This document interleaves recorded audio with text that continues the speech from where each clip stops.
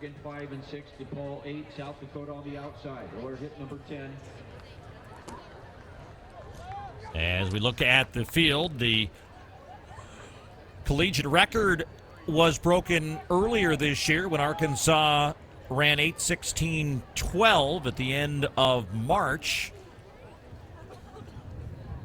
Got this field ready to race on a cooler night probably than what was available to Arkansas that day, but still expect to see some firepower here in the early going. And the Oregon Ducks in the green, Dan, have put together a pretty good quartet of 800-meter runners. Includes an Olympic finalist from last year at 1,500 meters, Claudia Kazmierska of Poland. She'll run third in the order. Mia Barnett, talented 800-meter runner, will run last in the order. Samantha McDonald here on the opening leg settles in behind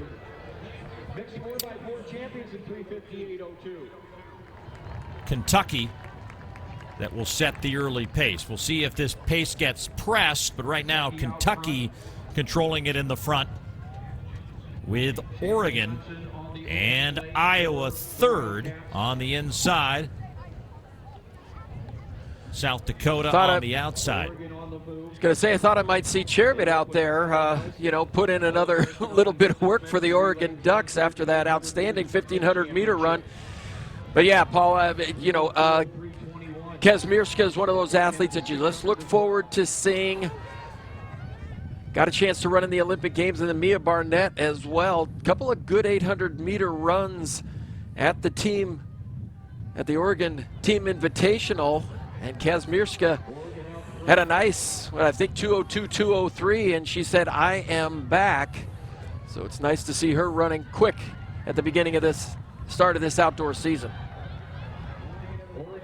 So Oregon now deciding to press. McDonald taking this away from the rest of the field a little bit.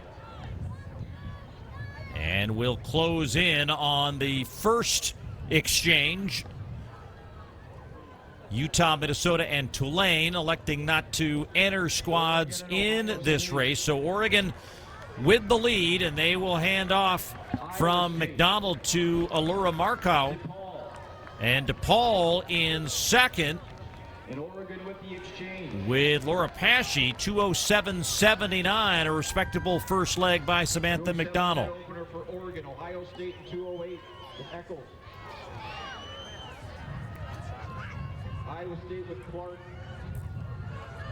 Oregon, the fourth fastest collegiate team in history in the 4x800 meters, 8:17.62. Ran that back in 2013. And DePaul trying to stay in tow on this first lap. Let's see some more celebrations of victory flags there on the infield. But the Ducks and DePaul, 1 and 2. 3 minutes elapsed on the clock now. Got to think about who was on that team back in 2013, Paul. Was that Raven Rogers' freshman year? Kentucky's Drake Relays record. Could have been Laura Raisler, perhaps. Yes. Yep. Don't make me dig for that in real time, Dan.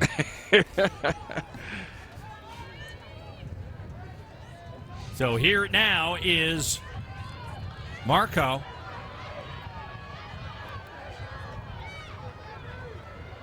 Leading Pasche down the backstretch for the conclusion of this second leg, and then we'll get to see the Olympian Kazmierska coming back from a little injury in the Oregon Team Invitational when she won a couple of races over the last weekend. She had a heavily wrapped thigh. She's been dealing with a little bit of a hip injury. Says it's not 100%, but expect her to give up little in the way of competitive fire as an opportunity to represent the Ducks here in Des Moines. And Oregon beginning to extend the lead. Good finish by Markow here.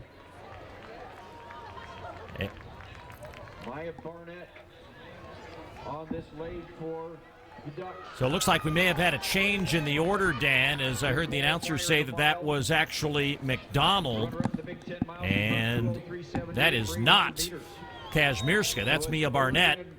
And so Barnett, who was originally going to anchor, now third in the order. Sometimes there's some last-minute shifts in personnel. But here is Barnett in control of the race for Oregon. Well, and after about midway through that second leg, I thought this could really be a runaway if the Oregon Ducks decide to really press the pace here. All depends on what they want to get out of this run, get a good workout in here, but they just came in here with a stellar squad, certainly a cut above the rest, and they are showing it here to the fans at Drake. 3 laps to go for a Drake Relays victory for the Oregon Ducks. Barnett just working her way around here with less than 300 remaining on her third leg. Oregon and the rest of the field, it seems, back there right now as Oregon takes it down the backstretch. Barnett had a 3-second lead at the conclusion of the first lap, and that lead has obviously grown here, Dan, as she winds it up for 1/2 lap to go. Well, you're not going to get a casual effort from these Ducks. You come to a track meet, you want to lay it out there, you want to give it your best and see where you're at. This is a test. Even if you are way out in front, it looks like a time trial. No reason not to just lay it on the line and get something out of this. A big lead, though, 60 meters. So now there is Kazmierska with that aforementioned wrap. So she moved from the third leg to the fourth leg. Slight adjustment in the personnel for Oregon. And at 6:23.70, Oregon really just thinking about the victory here now, Dan. This is going to be well outside of their collegiate record in 2013. But Kazmierska, as you said, just trying to get back to full health. There are much bigger stages later on. Oregon, of course, hosting the NCAA championships again this year. They're also hosting the Big Ten outdoor championships for the very first time. That'll come up in a couple of weeks' time. So just want to get yourself in a position to be at your best when it comes to May and June. That's good news, Paul. That means I'll be in your neighborhood a couple more times this spring and summer. Good news for who, Dan? Good news for who? My favorite pizza. Coming back to Oregon, growing up in Oregon, I got my favorite restaurants there in Eugene, Oregon. I love my Abby's Pizza. You know that. No knock on Tracktown. Are you getting Abby's Pizza kickbacks on this show? Unbelievable.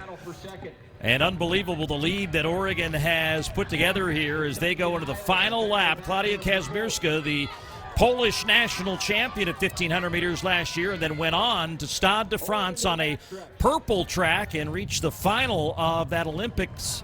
And the chase pack behind is DePaul and Iowa State, but Kazmierska in full control here on a less purple and more blue oval in Des Moines, Iowa. Well, she looks good. She's got great turnover. She's just got great strength. She's one of those athletes who you watch and just keep expecting her just to kind of show some fatigue, but she never does. She just continues to just drive to the finish line and just continues to turn over.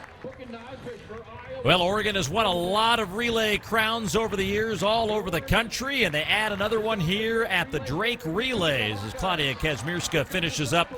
And the win here, Iowa State trying to hold off a horde chasing them down for second place overall as Oregon takes the victory in 8:30.12 and wins by more than 10 seconds. A dominance on display for Shalane Flanagan's Oregon women's distance program as they take the Drake Relays title in the women's 4x800.